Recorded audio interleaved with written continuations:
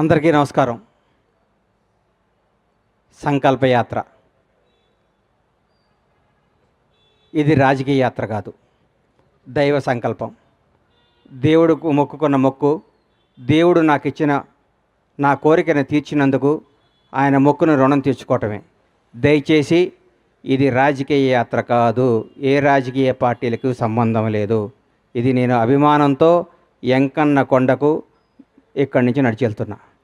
ముఖ్యంగా నాకు జన్మనిచ్చిన నా తల్లిదండ్రులకు, నాకు బతుకునిచ్చిన నా షాద్నగర్ గడ్డకు, 4.5 దశాబ్దాల కిందట ఈ ఊర్లో అడుగుపెట్టాం.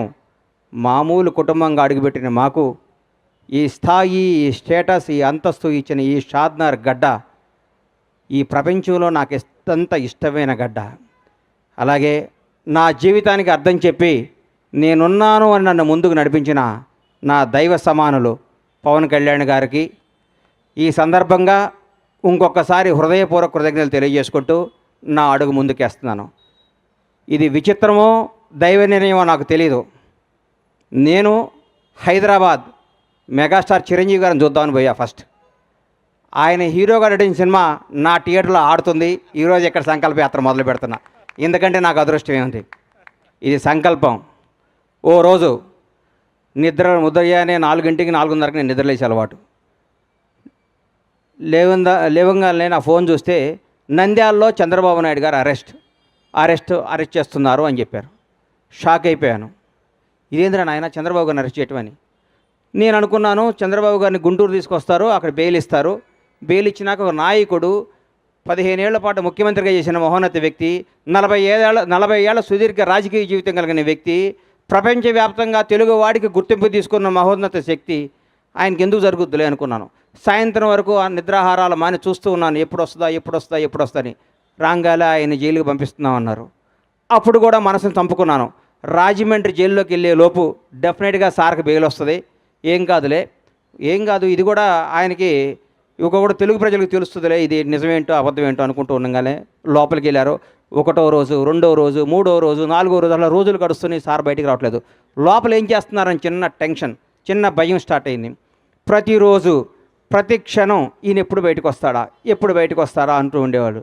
ప్రతిరోజు నేను అందరితో మాట్లాడుతూ ఉంటే నేను ప్రతిరోజు వాయిదా ఉన్నప్పుడల్లా సుప్రీంకోర్టుకి వెళ్ళటం జరిగేది. ఎందుకు? అందరికంటే ఆ తీపి వార్త, ఆ మంచి వార్త, సార్కి బెయిల్ వచ్చింది అన్న మాట నేనే వినాలి ఫస్ట్ అన్న స్వార్థంతో ప్రతిరోజు ఢిల్లీ వెళ్ళి కూర్చుంటూ ఉండేవాడిని.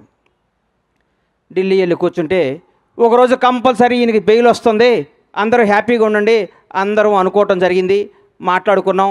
ఆ రోజు మా శివాజీకి చెప్పాను, శివయ్య ఈసారి సార్కి బెయిల్ వచ్చేస్తుంది, ఇంకా హ్యాపీ, ఇంకా ఏం కాదంటే మనాడు అన్న రోజు మా వాడు నీది యథార్థవాదే లోక విరోధి, వాడు యథార్థాలు మాట్లాడతాడు కాబట్టి మా తమ్ముడు ఎప్పుడు లోకానికి విరోధి అవుతుంటాడు. ఎవడు ఏమనుకున్నా, ఎవరు ఎన్ని అనుకున్నా, ఏదనుకున్నా మా వాడు స్టైల్ మారదు, మా వాడు పందా మారదు. ఇది ఏం చెప్పిందో అదే మాట్లాడతాడు. మనస్సాక్షినే మాట్లాడే వ్యక్తి శివాజీని మాట్లాడుకున్నాను. ఎల్లంగాలే జడ్జి గారి ముందు కూర్చున్నాను. సార్ది వచ్చింది, బెయిల్ వస్తుంది. 1 గంటలో సార్ బెయిల్కి వచ్చేస్తుంది. హైదరాబాద్ వెళ్ళిపోదాం ఆనందం చూస్తే ఆ గౌరవ న్యాయస్థానంలో ఆ జడ్జి గారు ఒకటే మాట అన్నారు, ఇది నాట్ బిఫోర్ మీ అని ఫైల్ పక్కన పడేశారు. గుండె జారిపోయింది. అప్పటికే దాదాపు 43 రోజులు 42 రోజులు అయిపోయింది. ఇంకెప్పుడు బెయిల్ వస్తుందని చిన్న భయం స్టార్ట్ అయింది. నడుచుకుంటూ బయటకు వచ్చాను. ఆకాశం వైపు చూశాను. 7 కొండల వాడు కనపడ్డాడు. అయ్యా, మానవ మాత్రులు ఇది చేసే పనిలా కనిపిస్తలేదు. 7 కొండల వాడా, చంద్రన్నని ప్రాణాలతో బయటికి తీసుకురా. భగవంతుడు సాక్షిగా చెప్తున్నా, చంద్రన్నను బయటకు ప్రాణాలతో తీసుకురా. ఆయనకు పదవి రావాలనో అధికారం రావాలి, ఇవన్నీ నేను మొక్కోలా. ప్రాణాలతో ఆయన బయటకు వస్తే నా గడప నుంచి నీ గడప దాకా నడిచొచ్చి నీ మొక్కు తీర్చుకుంటానయ్యా, నువ్వే చంద్రబాబు గారిని కాపాడాలని మొక్కోవటం జరిగింది. ఆ రోజు మామూలుగా వచ్చాను. తర్వాత ఉద్యతం కేబీఆర్ పార్క్ దగ్గర ఓ రోజు వచ్చి అందరు మీడియా వాళ్ళు, సార్ ఏం చెప్తారని మీడియా మొత్తులు అందరూ నన్ను అడిగారు. కేబీఆర్ పార్కుల్లోనో, ఔటర్ రింగ్ రోడ్లోనో, ఆస్ట్రేలియాలోనో, జపాన్లోనో, జర్మనీలోనో చంద్రబాబు జై అంటే కాదయ్యా, మీ ఊరు వెళ్ళండి, మీ స్వస్థలాలకు వెళ్ళండి, మీ ఊరు బొడ్రాయి దగ్గర కూర్చోండి, చంద్రన్న గురించి మాట్లాడండి. కరోనా వస్తే 2 సంవత్సరాలు ఇంట్లో కూర్చోలేదా? నెల రోజుల పాటు మనకి బతుకునిచ్చిన చంద్రబాబు నాయుడు గారి కోసం మనం నెల రోజులు కష్టపడలేమని ఉద్యమాన్ని తెలరేపితే సోదరిమణులు ఆ రోజు ఐటీ పీపుల్స్ అందరూ మన తేజస్విని కానీ ఆ టీం అందరు కానీ మా శివాజీ కానీ మేమందరం ఒక టీంగా వచ్చి గచ్చిబౌలిలో ఆ రోజు అద్భుతమైన జరిగి భగవంతుడి దయ వల్ల ఏడుకొండల వాని ఆశీస్సుల వల్ల దైవ సంకల్పంతో 52వ రోజు మహానేత తెలుగు జాతి గర్వించదగ్గ తెలుగు బిడ్డ నారా చంద్రబాబు నాయుడు గారు బయటకు వస్తుంటే నాలో టెన్షన్ ఏ విధంలో ఉన్నారో లోపల ఎట్లున్నారో 52 రోజుల పాటు ఎలా కుంగిపోయి ఉన్నారని బయటకు వస్తుంటే జూలు వడిచిన సింహంలాగా తెలుగువాడి గర్వంలాగా తెలుగువాడు తేజస్సులాగా ఎస్ నేనున్నా ఈ జైళ్ళు ఈ వ్యక్తులు ఈ కుతంత్రాలను నేను చేయలేవు తెలుగు ప్రజల కోసం నేనున్నాని అడిగేస్తుంటే ఆ ఉత్సాహంతో ఉర్రెక్కింది. ఆ రోజు నుంచి చంద్రన్న నీలాంటి వాడు తెలుగు జాతికి కావాలి కదా మొక్కొని ఆ మొక్కు తీరటానికి అడిగేస్తున్నాను. ఇది రాజకీయ యాత్ర కాదు, ఇది దయచేసి రాజకీయంగా కానీ కాంట్రవర్సీగా చూడొద్దని చేతులెత్తి నమస్కరిస్తూ మీకు తెలియజేసుకుంటూ ఈ యాత్ర విజయవంతం కావాలని ఈ యాత్ర ద్వారా ఏడుకొండలవాడు ఆశీస్సులు పొందాలని నాతో పాటు నా అడుగు ప్రతి చంద్రబాబు అభిమాని అడుగుది, ప్రతి తెలుగువాడి అభిమానం అడుగుది.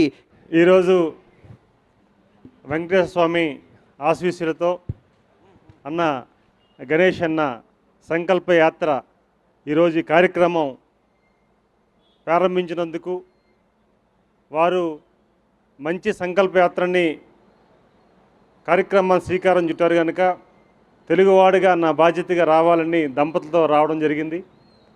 ఈరోజు సోమవారం ఆశీస్సులు వారికి మనకి ఉండాలని వారు చేస్తున్న ఈ సంకల్ప యాత్ర చాలా గొప్పదని చెప్పాలి.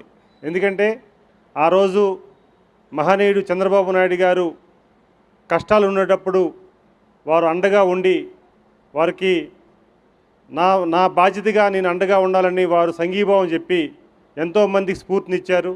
ఆ రోజే నేను కలిశాను, వారికి చెప్పాను, అన్న చాలా మంచి కార్యక్రమం చేశావు, అండగా ఉన్నామని చెప్పేసి కలడం జరిగింది.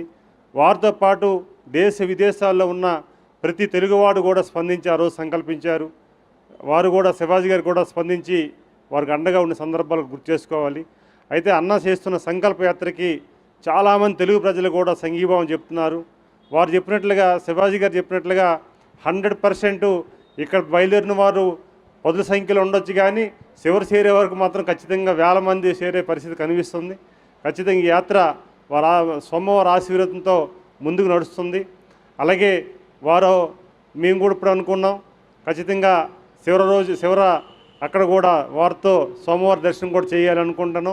చాలామంది ముందుకు వస్తున్నారు. అలాగే ఈరోజు ఈ కార్యక్రమం అత్యంత దీక్షతో జరుగుతున్న కార్యక్రమానికి స్వామి ఆశీర్వాదం పూర్తిగా ఉంటుందని ఈరోజు వారు ప్రయాణం శివాజీ గారు చెప్పారు. మేము కూడా చాలా సందర్భాల్లో చదివాం వారి కోసం. వారు మాట తీరు కానీ వారు ప్రేమ అభిమానం కానీ ఎక్కడికి కలిసినా సరే ప్రతి ఒక్కరిని కూడా చిన్న పెద్ద తేడా లేకుండా అందరినీ ప్రేమగా చూసి గౌరవించి చూసిన సందర్భాలు ఉన్నాయి. వారిని తెలుసుకొని నేను చాలా సందర్భాల్లో ఫోన్ చేసి కలిసిన సందర్భాలు ఉన్నాయి. అలాగే సమాజానికి ఏది మంచి జరుగుతుందో ఆ దిశగా ప్రయాణం చేయాలని అనుకున్న వ్యక్తి ఈరోజు సోమవారం ఆశీస్సులతో వారు ఈరోజు తెలుగు రాష్ట్రాల్లో ఒక మంచి వ్యక్తిగా అందరినీ ప్రేమగా చూసే వ్యక్తిగా ఉండడం అనేది సంతోషకరంగా తెలియజేసుకుంటూ ఈరోజు ఈ కార్యక్రమానికి రావడం మహోత్తరమైన కార్యక్రమం, ఇది దైవ కార్యక్రమం. ఇది ఇలాంటి కార్యక్రమాల్లో నేను కూడా ఇన్వాల్వ్ అయినందుకు ఆ వెంకటేశ్వర స్వామికి అన్నగారికి కృతజ్ఞతలు తెలియజేసుకుంటూ థ్యాంక్ యూ. జై హింద్.